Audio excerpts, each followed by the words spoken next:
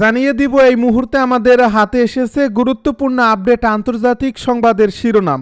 শুরুতেই থাকছে পশ্চিমা গোয়েন্দা সংস্থাগুলোর দাবি, চীনের সহায়তায় ক্ষেপণাস্ত্র কর্মসূচি পুনর্গঠন করছে এবারে ইরান। আরও জানাবো, মাদক বহনকারী 3টি বিমান আটক করেছে ভেনেজুয়েলা, জানালেন মাদুরো। এদিকে সিরিয়ায় সশস্ত্র বিরোধীদের ক্ষেপণাস্ত্র হামলায় 2 সেনা নিহত। আরও থাকছি, ইরান পারমাণবিক অস্ত্র তৈরি করছে না, চেষ্টাও করেনি বলছে আইএই এর প্রধান। সব শেষে জানিয়ে দিব, গাজায় এখনও হামলা থামেনি, শতাধিক নিহত। এতক্ষণ শুনছিলেন হাতে থাকা আপডেট সংবাদের শিরোনাম, এবারে বিস্তারিত। তবে তার আগে অনুরোধ রইল ভিডিওটিতে একটি লাইক এবং কমেন্ট করে জানিয়ে দিন ভিডিও সম্পর্কে আপনার মূল্যবান মতামত। আরও জানিয়ে দিন ভিডিওটি কোথা থেকে দেখছেন বা কোন জেলা থেকে দেখছেন। চীনের সহায়তায় ক্ষেপণাস্ত্র কর্মসূচি পুনর্গঠন করছে এবারে ইরান। জাতিসংঘের নিষেধাজ্ঞা পুনর্বহালের পরও ইরান তার ব্যালিস্টিক ক্ষেপণাস্ত্র কর্মসূচি পুনর্গঠন ও শক্তিশালীকরণে জোর দিচ্ছে এবং এতে চীন সহযোগিতা করছে। ইউরোপীয় গোয়েন্দা সূত্রগুলো জানিয়েছে, সেপ্টেম্বরের শেষের দিকে সেনা ব্যাক প্রক্রিয়া সক্রিয় হওয়ার পর থেকে ইরানের বান্দর আব্বাস বন্দরে চীন থেকে বেশ কয়েকটি চালান পৌঁছেছে।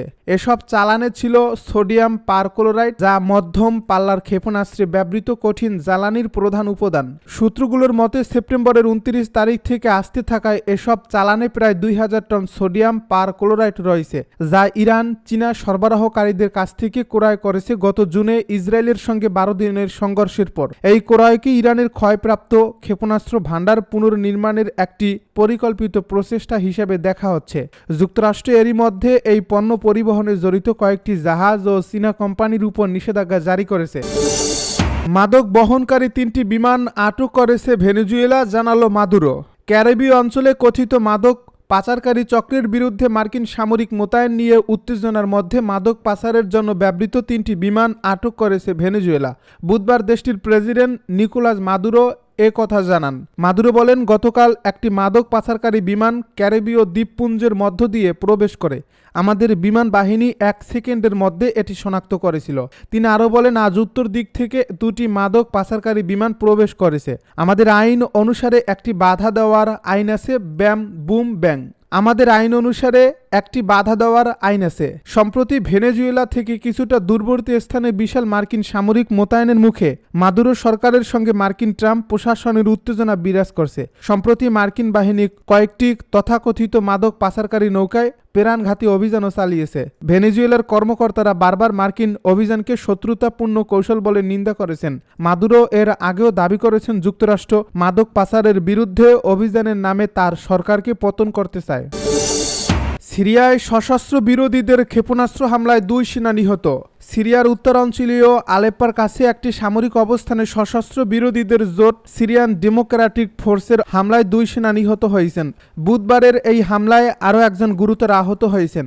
রাষ্ট্র পরিচালিত সিরিয়ান আরব নিউজ এজেন্সি সানা জানিয়েছে, এসডিএফ এর ছোড়া একটি গাইডেড ক্ষেপণাস্ত্র পূর্ব আলেপ্পোর তিসরিন বাদের কাছে একটি সেনা অবস্থানে আঘাত হানে।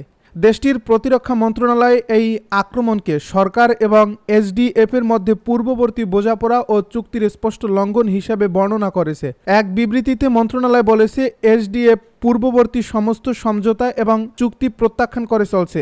সেনা অবস্থানগুলোকে লক্ষ্য করে এবং কর্মীদের হত্যা করে সেগুলো উপেক্ষা করে চলছে। 9 অক্টোবর একই এলাকায় এসডিএফ এর আক্রমণে একজন সিরিয়ান সৈন্য নিহত এবং কয়েকজন আহত হন। আলেপ্পোর আল আশরাফিয়া এবং শেখ মাকসুদ এলাকায় সশস্ত্র সংঘর্ষের পর প্রতিরক্ষা মন্ত্রী মুরহাব আবু কাসরা এবং এসডিএফ এর কমান্ডার মাজলুম আবদি উত্তর ও উত্তর পূর্ব সিরিয়ার তাৎক্ষণিক যুদ্ধবিরতিতে সম্মত হওয়ার 3 দিন পর নতুন এই হামলা হলো।